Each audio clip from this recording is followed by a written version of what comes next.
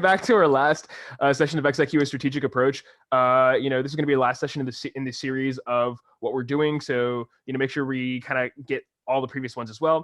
For those of you guys who are new, there are not too many new here today, but we're going to say that again just in case. Welcome to VEX IQ Strategic Approach. We've got our previous seminars on our on our Systemic Solutions YouTube channel. So I definitely recommend you guys go onto that and watch the previous videos because they do kind of build on top of each other. And this whole series is touching something new every week. So my name is Afnan. I'm going to be leading this session. I work at Systemic, and it's pretty cool, honestly, as a whole. We host STEMinars, which are what we're doing kind of right now. We host summer camps, which are kind of extensions of STEMinars. There are also, summer camps that cover everything from cybersecurity to rocketry to robotics and a lot in between. This year we're doing an online platform, so it might be a little different than our traditional years, but I would definitely recommend you look into it because they're a great way to kind of stay engaged. Robotics tournaments. So a lot of those we host in the North Virginia area. We host Night at the Museum. We host the state championship. Any sort of robotics event, we probably try and host. We even host TSA sometimes. So there's that. Just in general, we do STEM. Anything that's STEM based, we're probably got our hands in it. We probably have a regional coordinator or a project planner for that thing. So if there's anything in your area, if you're in Northern Virginia, I would definitely recommend you email systemic@nvcc.edu and get some info as to what events are in your area, whether it be a STEM day at a community college or a robotics competition that's looking for volunteers or just looking, for a Celebrate Fairfax type event. So we do a lot of stuff. So definitely recommend emailing and finding out. So an overview. So remember, just in general, our goals for this session and these whole series as a whole are, learning how to break down VEX IQ games. We try and form strategies and practice critical thinking to be more prepared for our future seasons. Additionally, the approach, how do we go about doing that? We try and break down one game per meeting. We read some rules, we watch some gameplay, and through doing that, we hopefully understand why some approaches are objectively better than others, right? Okay, cool. So for today's plan, what are we going to be doing today? We're going to be talking about great exercises for learning. So that's just like, everyone's got to learn, and it's kind of hard to figure out, how do I gain knowledge in something that requires a lot of time to put in? We're going to talk about some exercises you can do. Excuse me, sorry. For learning. So we're also going to talk about the mindset documentation. Every team has to have an engineering notebook, some sort of design process documented. We're going to be talking about a recommended mindset that might be really helpful in doing a little better. So we've got that mindset, and we also got a game breakdown. So again, like typical, we're going to break down a game, we're going to read some rules, and then we're going to have a discussion and Q&A. So let's go ahead and get started. Chat. Yes, this never happened. Don't worry about it. So great exercises for learning. So let's talk about some justification, right? Before we even get into what are the exercises, let's figure out why we should care about, learning a little more.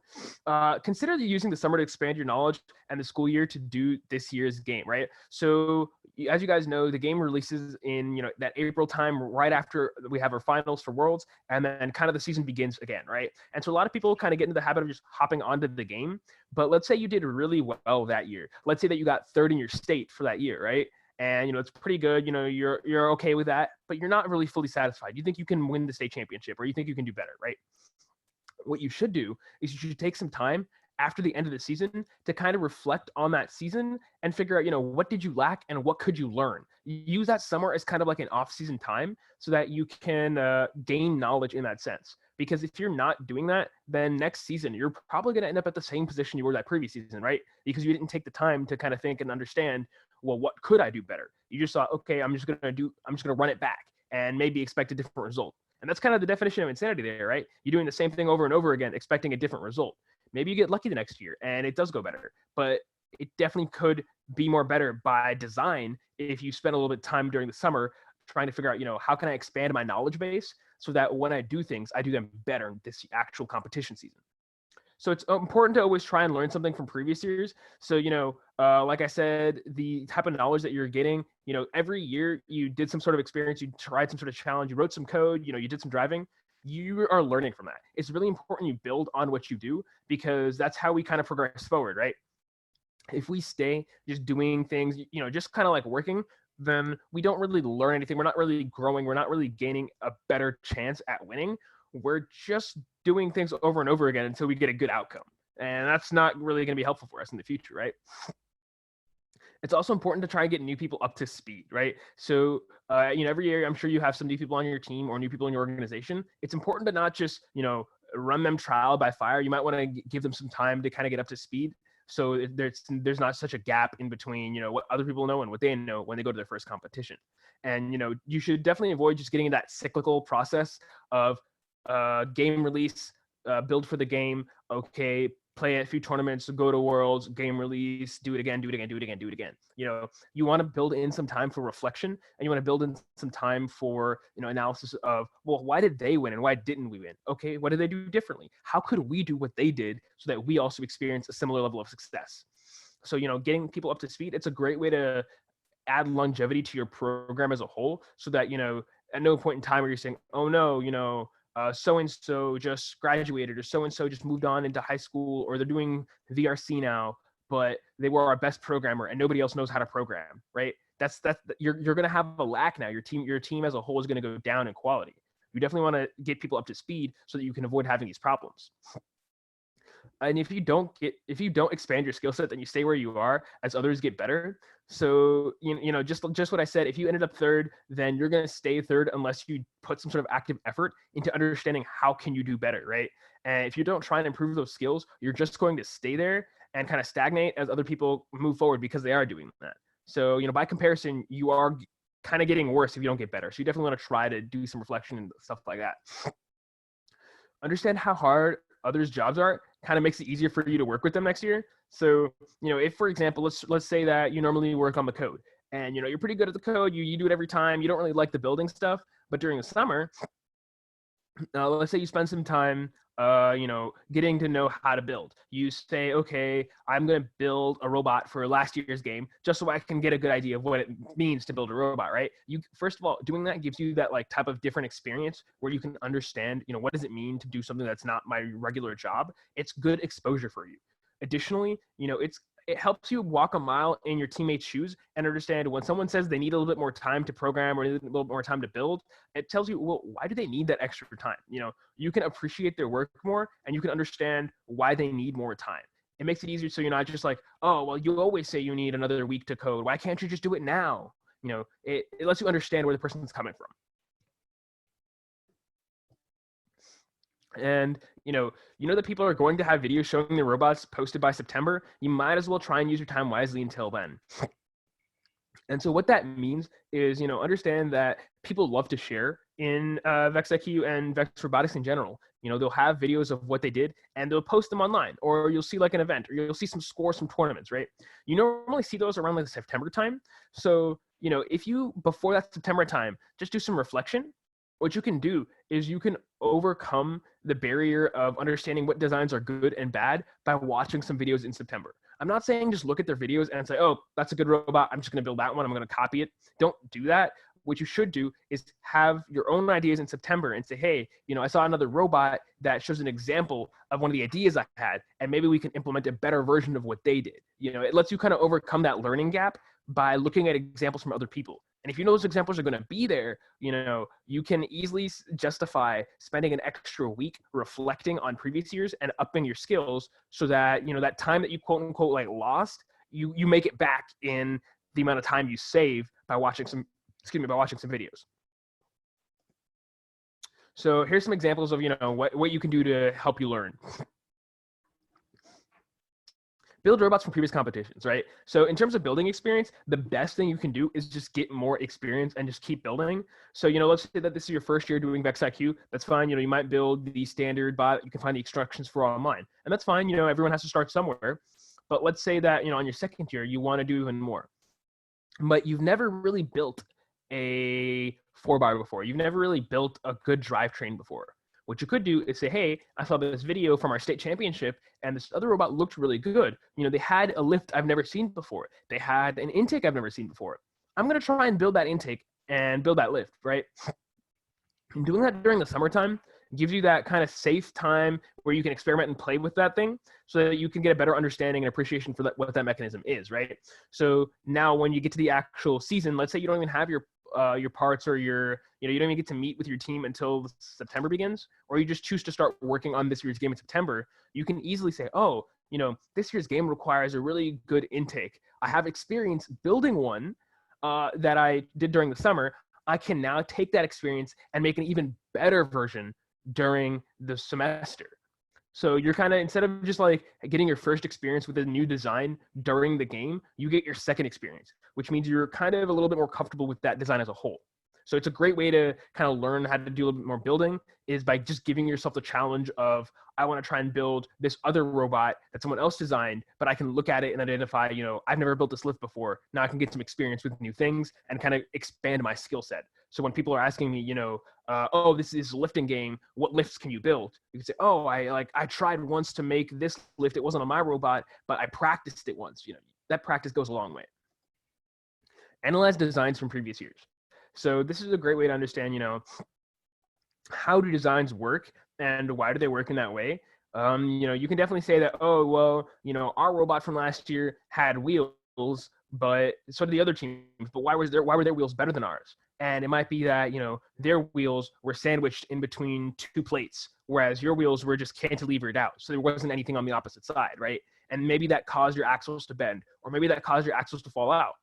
Doing the analysis of why is that other robot better than ours? Why did it perform at a higher level? Or, why does their intake work faster than ours? How can they get away with only using one motor on their lift and we need two motors? Asking these questions and trying to break it down is a great way for you to understand, well, oh, they must have realized that you can make your lift lighter by doing this. Maybe we can make our lift lighter by doing that. And just by asking that question and doing some analysis for a little bit, you were able to understand, how to save weight, how to be more efficient, stuff like that. So I would definitely recommend that. Do mock tournaments. So this is the fastest way to get people up to speed who are like new to just VEX robotics as a whole, is they might not understand what it means to go to a tournament. What do you mean I have to do an interview? What do you mean I have to do programming and teamwork matches and skills matches and stuff like that? They might not be ready for that, right? So what you can do is you can say, okay, we're going to do a mock tournament. Just go ahead and pretend you just got to the event, go get ready. And although it might seem kind of stupid, or it might seem like, well, why am I doing that? They're going to get that experience when they go to the actual event. An important thing is to kind of build that level of independence. There's small things that you realize your coaches kind of do for your teams that the teams don't really understand why or what they do, but they definitely benefit from it, right? If the students can identify, what is it that these adults are doing that is helping us, they can then be more independent and do that themselves. A very simple example would be, when you go to a tournament, you have a table for all of your stuff, right? And I'm sure as soon as you get there, the coach normally takes all the batteries, plugs them in charge, sets up a little charging line, puts the boxes out, separates the parts and tools and stuff. And that's a small thing, but it definitely helps the students.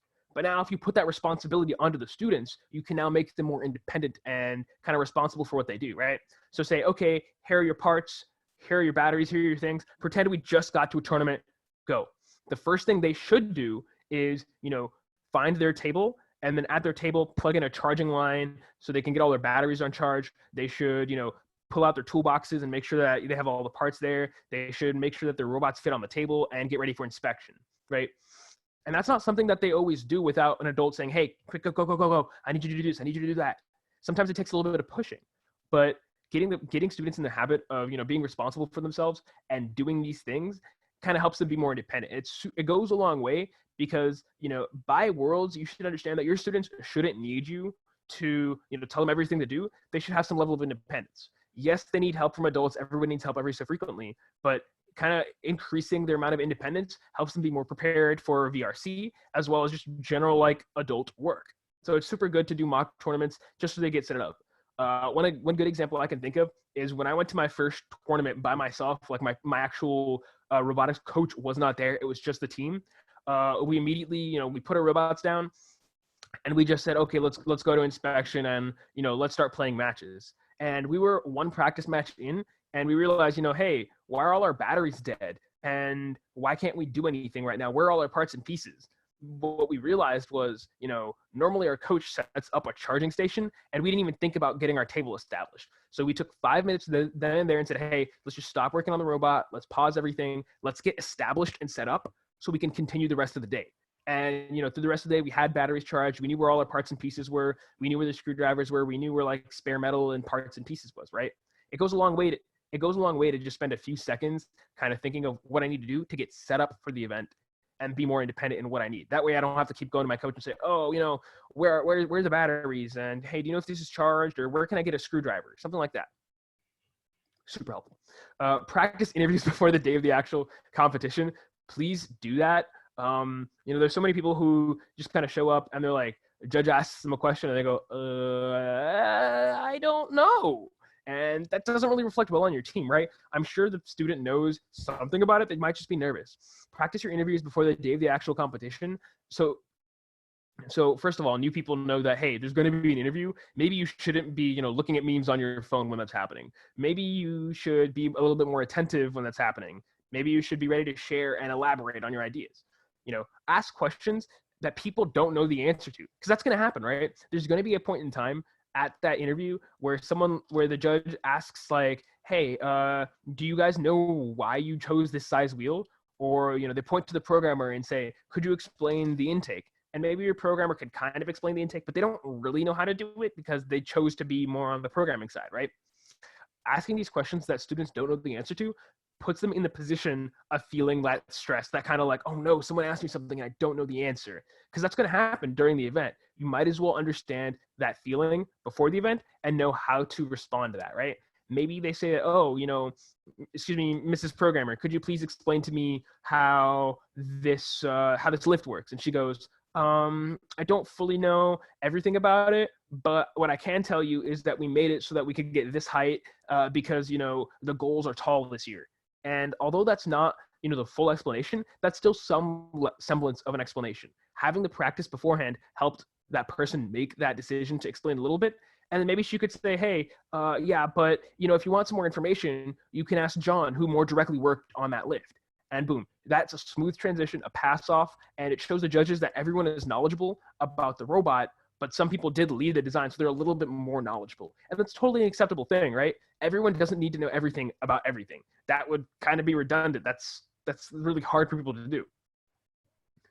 Practice transitions and question answering skills, because, sometimes kids aren't used to being asked different questions that they've never experienced. They're not used to just like, being on the spot like that. So putting people on the spot practices the kind of execution and deliverance of an answer.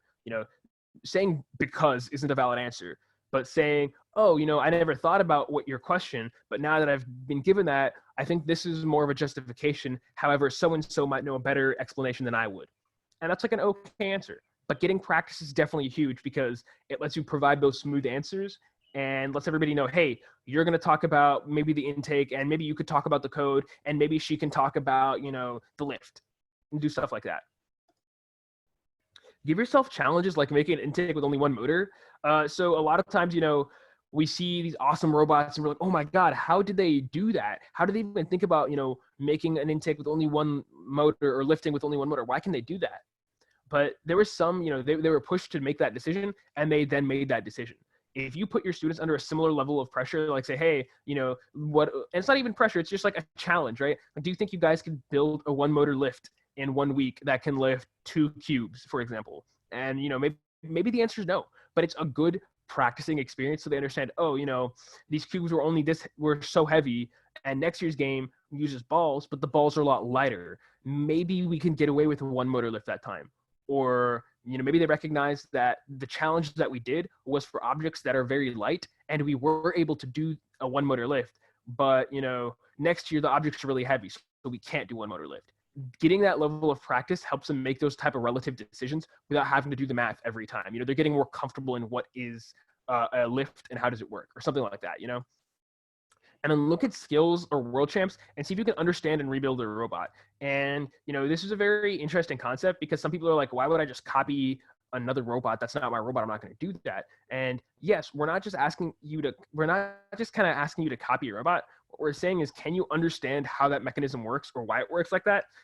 Maybe their skills autonomous, or maybe their skills run was so impressive, but did something that's very hard to do. Maybe you could try and sit there and say, hey, how did they get that turn so perfect? How did they like know what color that cube was? How were they able to, in driver control, score so many points so quickly?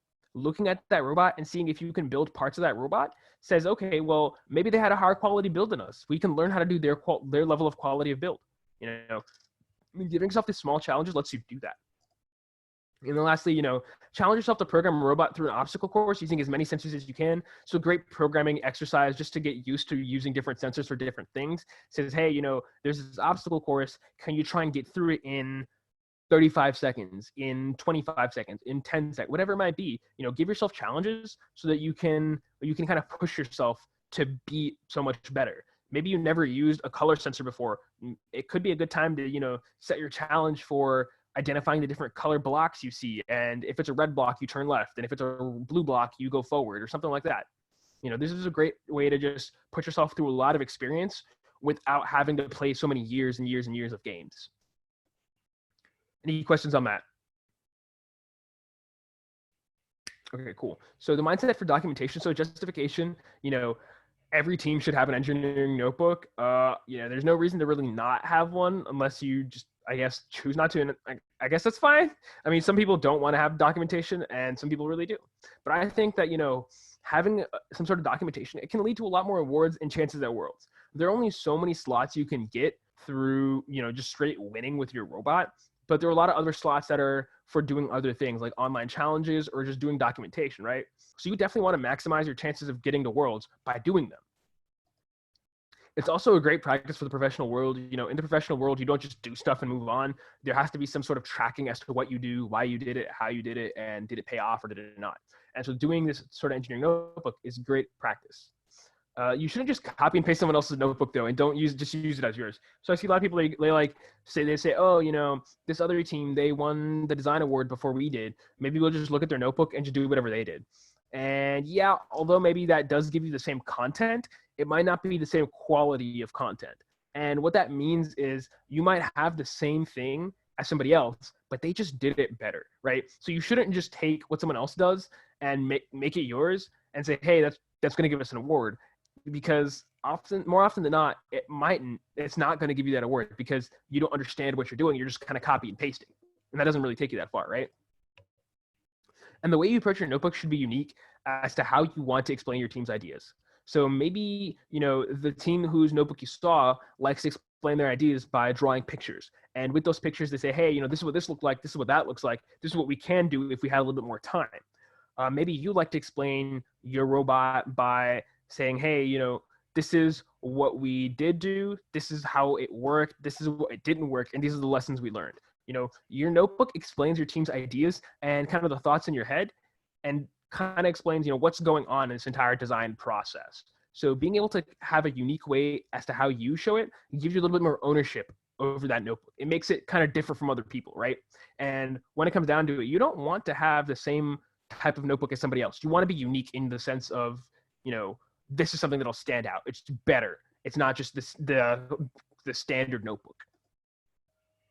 Understand that doing X, Y, and Z will not automatically get you any awards. So, some people think that, as long as I have a notebook and I put in 2 pictures a day and I do, I do 1 entry every other day and I do, some code every so frequently, I'll get an award. It doesn't necessarily work like that. You should try and think of it as, there's no formula to getting these awards. You should really just put your best foot forward every time. Yes, doing some things is more beneficial than others. Like having more pictures is always better than having less pictures, but it doesn't automatically get you anything. It just puts you in the running and maybe makes you a little bit more likely to win, right? And it's easier to document when you have an idea of how you want to approach your notebook. So let's say that your notebook says that you like to approach your design by first breaking down the rules. And once you've broken down the rules, you like to break down the strategy. And once you've broken down the strategy, you like to have a bunch of brainstorming. And from that brainstorming, you do a decision matrix. And from that decision matrix, you make your final decision, right? That's how you want to approach your notebook.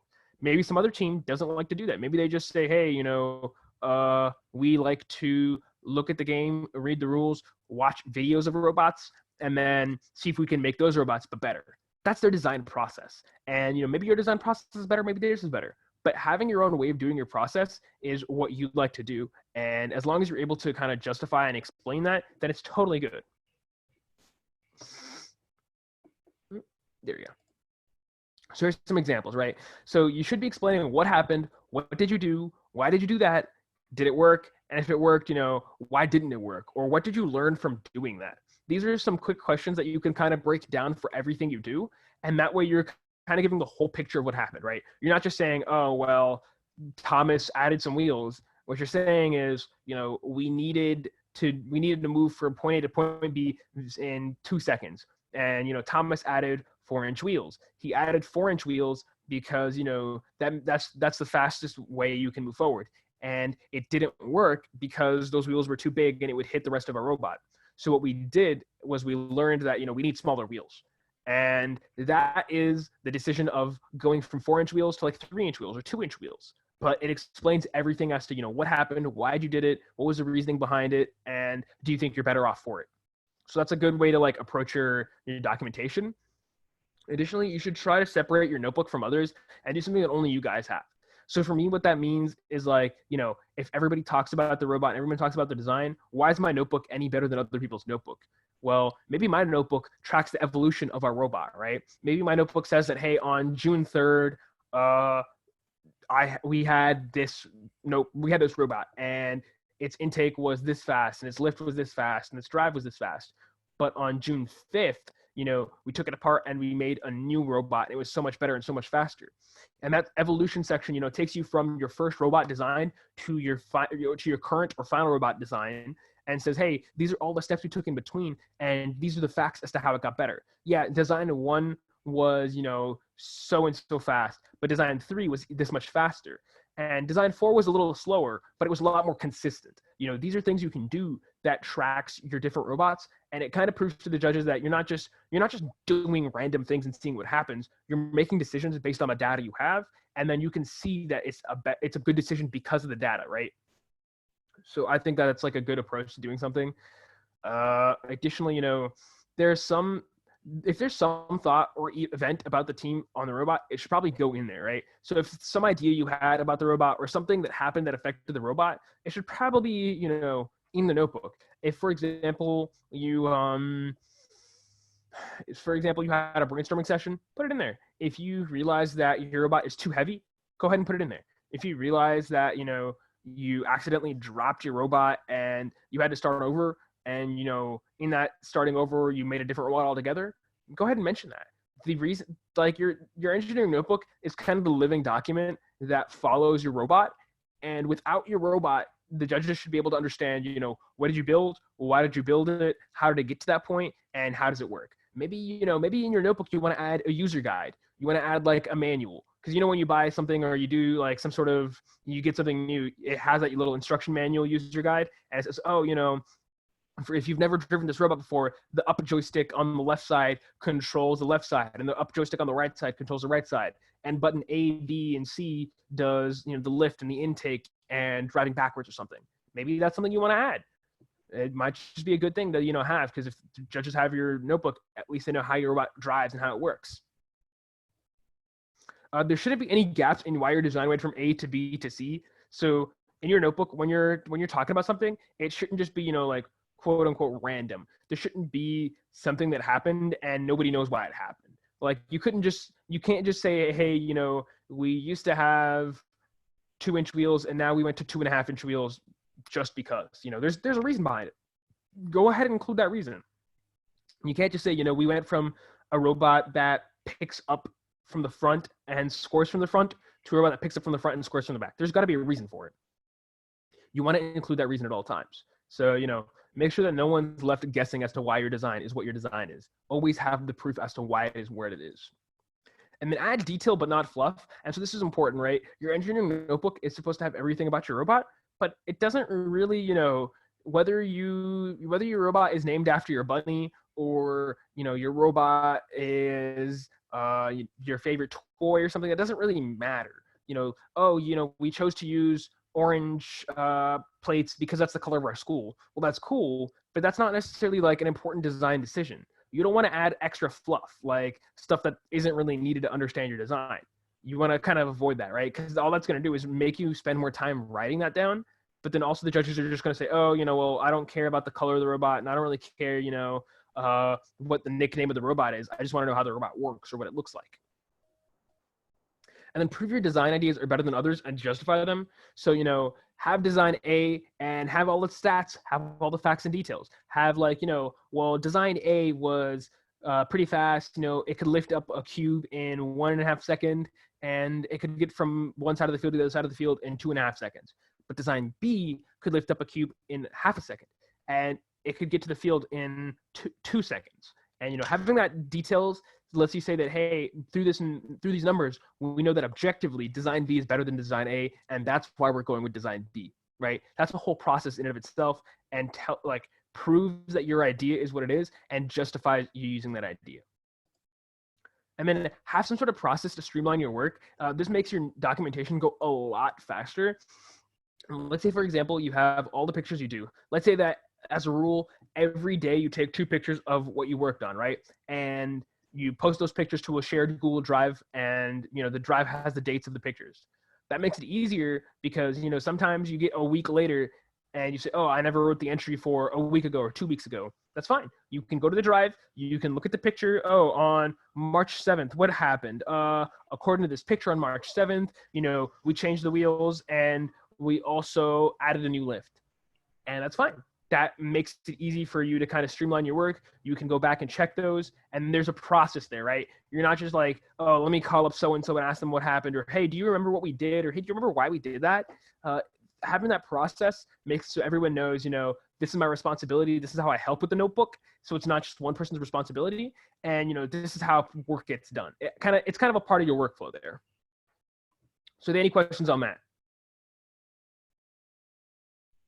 Cool. Well, if there are no more questions, I think it's time we break down a game. So today we're going to be breaking down High Rise.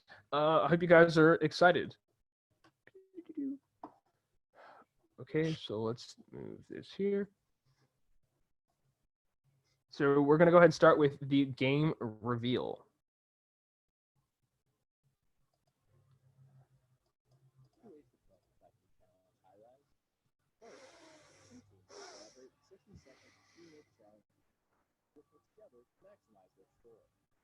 Both teams will receive the same points. Second, each team will have the opportunity to play Robot Skills Challenge matches. In these matches, they have 60 seconds of driver-controlled time for as many points as possible as an individual team.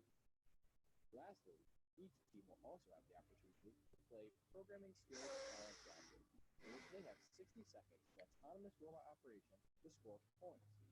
No drivers allowed. VEX IQ Challenge High Rise is played on a 4-foot by 8-foot field.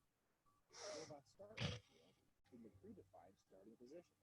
The scoring objects used in VEX IQ Challenge High Rise are 3-inch cubes that come in 3 colors: red, green, and blue. There are a total of 36 cubes, 12 of each color on the field that are part of the game. 1 cube of each color is used for the base cubes. 32 cubes are set up in 3 rows and are available for robots to score during each match.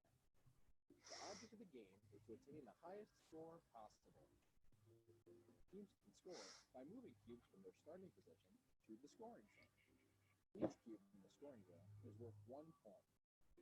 Teams also need to build high rises from cubes on each of the 3 colored base cubes.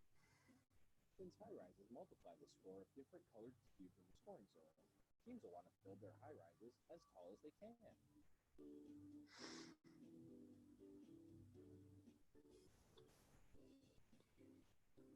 The taller the high rise, the bigger the score. For official robot requirements and official game rules for VEX IQ Challenge High Rise, please see the VEX IQ Challenge game manual found at Robotics Education. All right, so you know, we went through the game. What did you guys notice about that game? Just by going through, you know, like a quick the video of it. What do you guys think was pretty kind of interesting about that game? So we'll say video. Nothing. Seemed like a boring game to you guys. Let's go to the chat. Ooh, why is the chat not? There you go. So one thing that I thought was kind of interesting was the point disparity there. So if you look at the different, let me make sure. So if you look at the different point values, right, for that game, it was only 1 point for getting a cube in the general scoring zone, but then the points multiplied when you stacked them. So we have a lot of point disparity there, right? So point this. So it was 1 point just to get them in the scoring zone, but then it was like up to 9 points. Post multiplier, yeah, it escalates rapidly. So there's like, I don't even know. I'll just put exponential. It is exponential increase, right? So think about it like this. If you only have one cube there, then all right, that's 1 point multiplied by 1 in the stack. But then, okay, 2 cubes. Well, that's 2 cubes in the stack multiplied by 2 cubes. So that's 4. So you go from 1 to 4 immediately. That's a 3-point jump. And then if you have 3, well, that's 3 multiplied by 3. So you're going 9. So 1, 4, 9. So you went from a gap of like 3 to a gap of 5.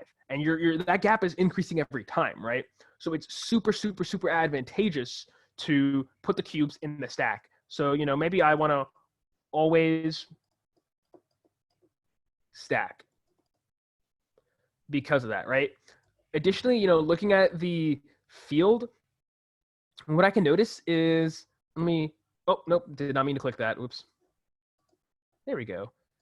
Oh, there's an annotate button. Perfect, right? So if you look at it, right, I've got, let's say I've got 1 cube here, 1 here, and 1 here. And these follow patterns of 2, except at the end. The end has 3, and this, is 2.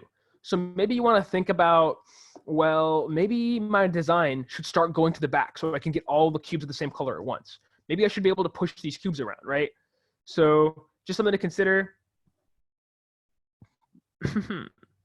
Annotate. How do I clear the annotate? Clear? I'm just going to do everything. We're going to... There we go. And yeah, there we go. So I'll go ahead and stop the annotate there. But yeah, so maybe you want to consider that, right? Is there are 3 cubes in the back. And, that's the maximum number of cubes that are stacked up kind of close to one another. So my robot should be able to pick up 3 cubes at a time, at least, right? 3 cubes in the back. So that's the minimum pickup. Because I want to be able to pick up all 3 of those cubes at once. And, if there are 2 cubes, that's fine because 2 is less than 3, so I can still pick those up with my 3 cube pickup. But definitely being able to pick up 3 is helpful there, right? Additionally, let's see. So we know they're going to be 2 robots. Looking at it, I want to be cognizant of my partner, right? So it looks like there's going to be a lot of kind of teamwork there, a lot of back and forth. I want to avoid running into my partner as much as I can because that's going to be time lost. So, maybe the coach or the person who's not driving,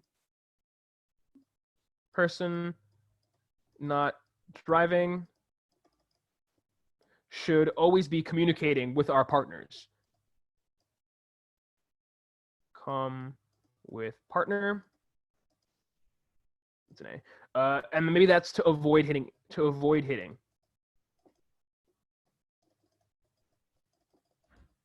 Right? Because you don't want to run. Every time you run into your partner, you've lost time. And with this game, you don't want to lose time at all, right? What else do we see? So for the most part, that's all I'm seeing immediately. Let's read some rules and see what we can get out of this. High rise, yes. Game, okay. School point screen, okay. Teamwork challenge matches, 60 seconds. Yes, we are familiar with that. Both teams read the same points. Yes. Field setup. Okay, so looking at the field setup, it's gonna be the same every time. Scoring. And yeah, so we've got our scoring. The score is counted at the end of the match. Cube is scored to the scoring zone. It's partially within the 3-dimensional area defined by the infinite vertical projection of the scoring zone. Okay, so the scoring zone is, even if the cube is partially in the scoring zone, it counts as being, that 1 point in there. So maybe that's an important strategy, right? So maybe if I'm, just short on time, so if short on time, we should just push cubes, right? Because we'll get at least 1 point off those cubes, and then whatever the multiplication is of those colors. So let's say that there may be like 5 to 10 seconds left, and we know we can't get a stack up. Let's go ahead and start pushing everything to the end. All right, so let's see about that. Or maybe we can start pushing cubes as we pick them up, right? So we'll look into those type of strategies. Let's see, robot skills matches, robot operations scoring. Yeah, programming skills matches. Oh, during the 60-second programming skills matches, a single Teams robot scores as many points as possible, only using sensors. Is cubes high-rise brain. Exactly the same equals and or. Wait a minute. Program exceeds robot operation. Drivers may not handle that. Scoring. Scores count at the end of the 6 match. Cubes.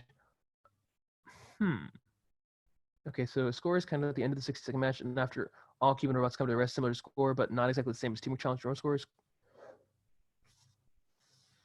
Same color. High-rise color is defined by the base cube of program score.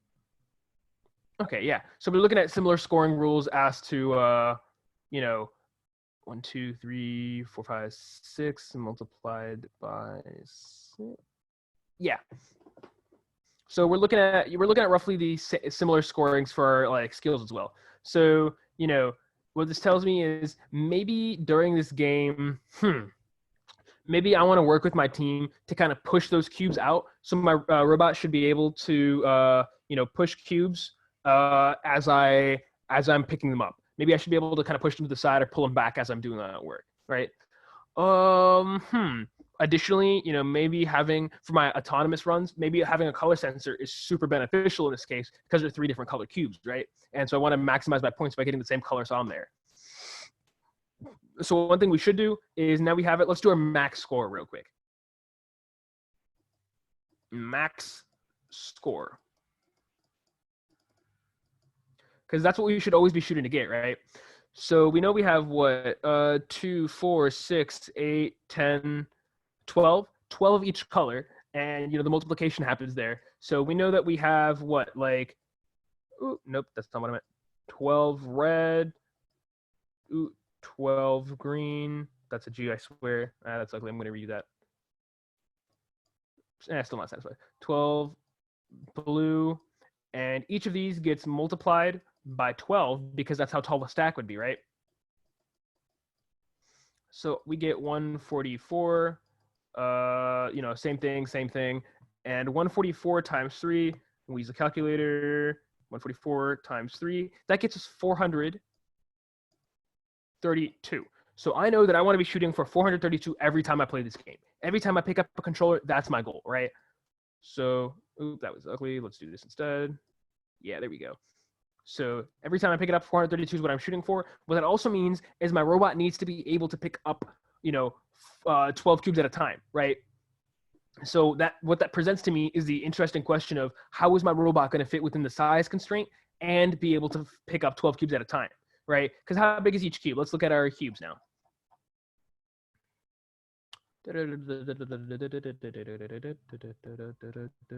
Scoring, construction. Wait, do they not have cube? Aha.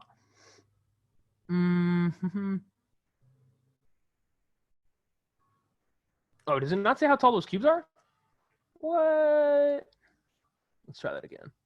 I'm only talking so you don't feel lonely. What's up? I'm only talking so you won't feel lonely. I appreciate that. Let's see. Cubes.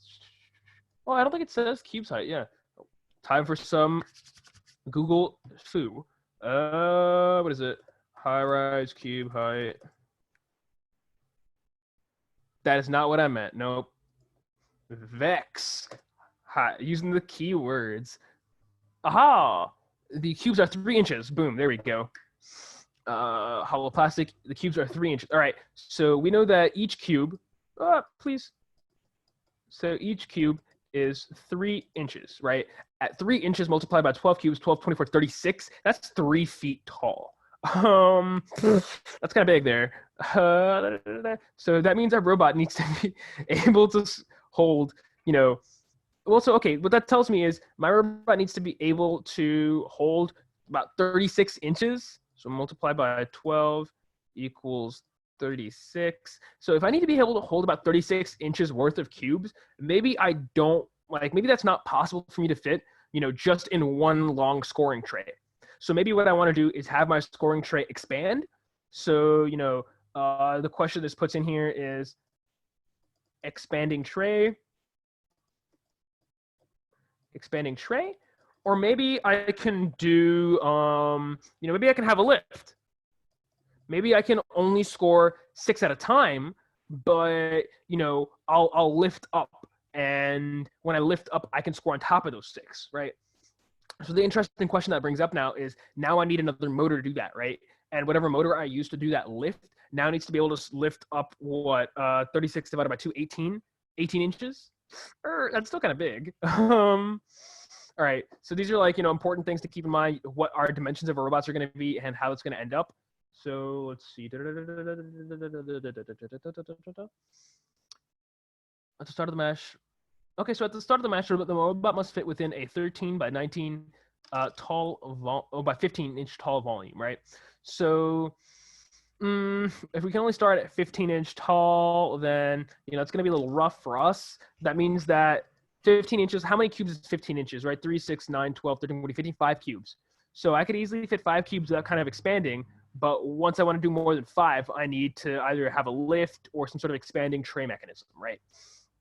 So let's look at those odds right there.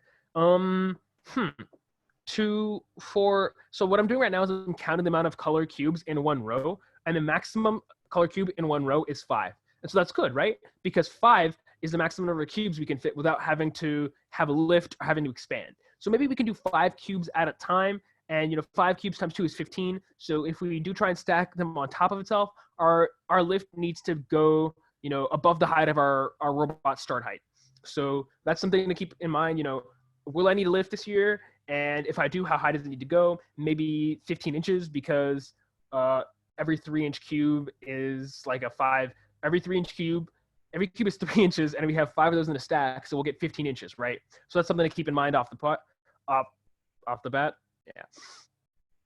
But maybe we actually, instead of doing 5, we should probably push 6, because what that'll let you do is that'll let you only have to stack twice, right? If we do 5, then technically there are 12 cubes. We have to stack 3 times or stack twice and miss 2 cubes. So we should always be shooting for 6 cubes minimum if we're lifting, right? I mean, we're going to have to lift at some point. So maybe 6 cubes with a lift, or if we're trying to get away with it, we can try all 12 in once, but that might be a little harder to do, right? So looking at it this way now, 6 times 3, 6, 12, 18. So 18 inches is the height that the bottom of the lift needs to be able to achieve.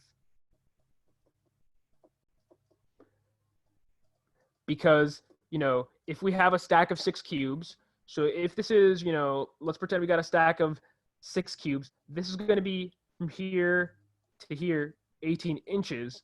So when a robot comes up, has a lift with cubes on top of it, the bottom of the lift needs to be able to get up to 18 inches, right? Wheels, because it's a robot. There we go. Boom. Amazing drawing. I know. Robot. Yeah, amazing. So labels make everything perfect. But yeah, so that's a good thing to keep in mind is, okay, well, we're going to need to pick up at least 6 cubes at a time. And when we pick up at least 6 cubes at a time, our lift, if we're going to go the route of lifting, needs to be able to get up to 18 inches at the bottom of it. So good dimension to have. We know that, without expanding or without doing anything kind of cheesy, we can get easily 5 cubes up, because that's the height restriction. Excuse me.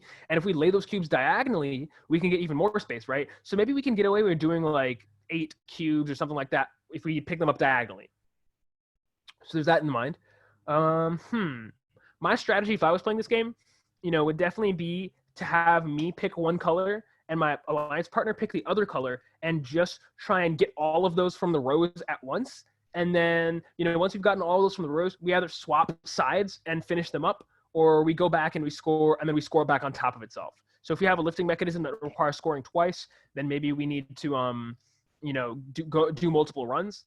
But I think the most efficient way would definitely be to try and get away with doing 1 score per color.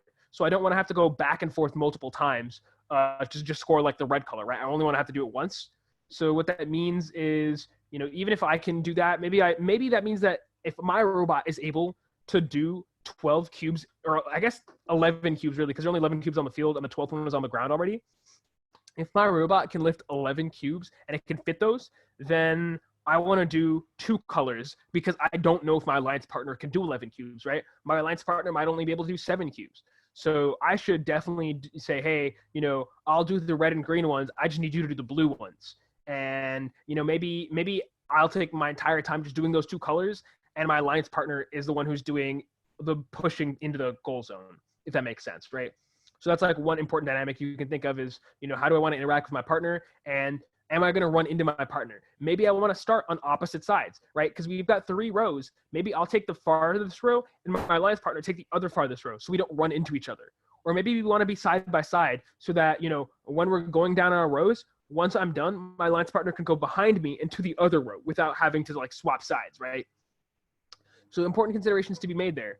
I would say that, looking at it, we probably want to start side by side because actually, we can honestly get away with either configuration depending on how wide our robots are, right? If our robots are really wide, then I want to go to the farthest ends. If our robots aren't too wide, then I'll go ahead and put us side by side, just because that means we won't be able to run into each other.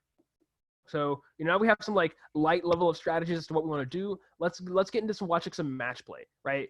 So first thing we're going to do is we're going to watch the third place for our worlds and try and figure out, what could they have done better to get them at a higher positioning?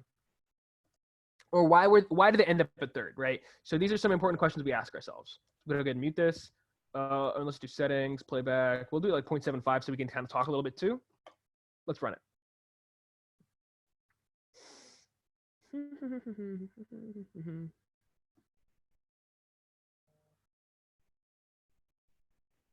All right.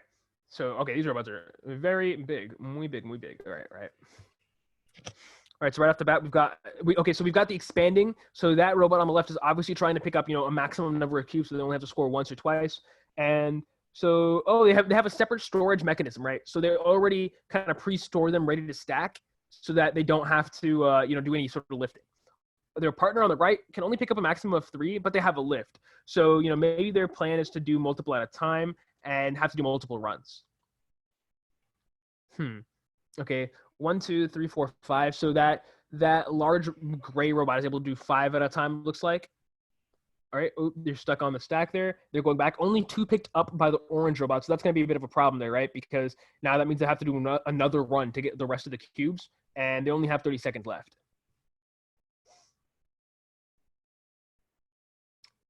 All right, so, not bad. Lifting up, going back. Uh-oh. Some collision here. Count it. 1 second, 2 seconds, 3 seconds, 4. Roughly 3 or 4 seconds they lost right there just because they were, running into one another. So that's a bit of a problem. Okay, our gray robot was able to get almost all our blues. So 1, 2, 3, 4, 5, 6, 7. That's a pretty good. It's a pretty good figure there. So that's really good for us. They were able to do that. Let's see. All right. Well, so that's good. So can we identify why do we think that, what mistakes were made here? No mistakes? Perfect run? So, speaking from my perspective, I think that, one of the limitations that kind of prevented them from maxing out was definitely the fact that their alliance partner could only lift 2 or 3 cubes at a time. Being able to do only 2 or 3 cubes at a time requires multiple runs back and forth. And every run you have to do back and forth. Every time you have to like drive from one end of the field to the other end, you're losing time there. So that was kind of an inefficient use of time.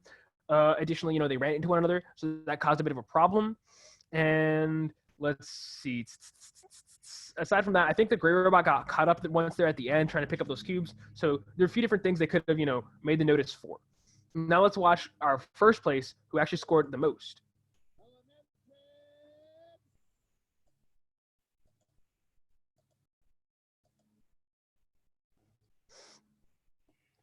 All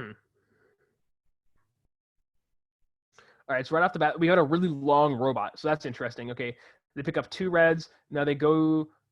Okay, so they're going for the 3 reds that are right there. I'll move this. Yeah, so they pick up those 3 reds right there. So that's pretty good. We know that they're trying to max out 1, 2, 3, 4, 5, 6, 7. Looks like 1, 2, 3, 4, 5, 6, 7, and with the bottom one that becomes 8. So it's immediately 8 cube multiplication, and as you know, it's exponential growth in the number of cubes. So that's worth so many more points. They got stuck on this one blue cube, and that ends up costing them like 3 or 4 seconds. So that's about as serious as running into your alliance partner.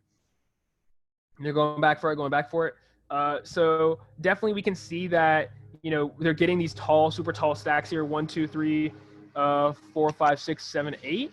3, 4, 5, 6, 7, 8, maybe 9. And so now we've got our other robot getting the green cubes, and we've got 1, 2, 3, 4, 5, 6. So only with like 6 cubes or so, we can definitely see that, you know, if they wanted to punch a little harder, a good move for them would have been possibly picking an alliance partner that could hold a little bit more, right? Because we see the same thing that we saw with the other. I mean, I guess you don't really get to pick your alliance partner, but that's part of the thing you have to account for. They did a great job recognizing the fact that their alliance partner could only lift so many cubes at once, and because they know their alliance partner can only lift so many cubes at once, they gave them one color, whereas they got 2 colors. So that's, you know, some good macro micro play there.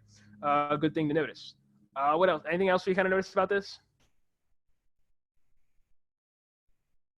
No, that's fine. So yeah, as a whole, you know, looking at High Rise, what we saw was a game that could be maxed out by, you know, achieving this maximum like multiplication of 12 cubes on top, but it was really hard to do based on the size constraints. So maybe that year would have been beneficial to spend some time looking into size constraints as to how can I expand any more, and, you know, how can I get away with picking up the most cubes as possible so I only have to do one run. As we saw, one of the robots that scored the red and the blue cubes only went forward and backward one run, and whatever cubes they didn't get in that run, they kind of just pushed forward. So, you know, we definitely want to max out as we can. You know, so that's been a really quick, you know, a brief look at High Rise and what we can do with that. I hope you guys, you know, were able to be able to push, yeah, which maximizes the cubes you couldn't stack. Yeah. Ooh, gotta go. Inefficient strategies. Yeah. Collision. Why did I not see any of these chat messages? That's really interesting. Why was I not able to see any of this? Yeah. Wow, that's weird. Sorry, so I'm gonna go through that. Yeah, tilting. So tilting trade with rollers could be efficient for this game. Chris said that, and, you know, she was really true about that, because we saw in our finals was definitely that. And what Oscar mentioned, you know, Orange Robot was leaner. That tilting clock could be longer. So definitely a thing there, right? You could easily have maximized just by adding a few more things, and the collisions cost so much time and loss. You know, having inefficient strategies definitely leads to that. Yeah, definitely forgot about choosing. So really a lot of strategies there to be had. So thank you guys for kind of joining us for our final VEX IQ strategic approach. If you guys got something to learn, if you guys have any questions now, I'd definitely love to answer them. And if not, that's fine. Hopefully I'll see you guys at some summer camps.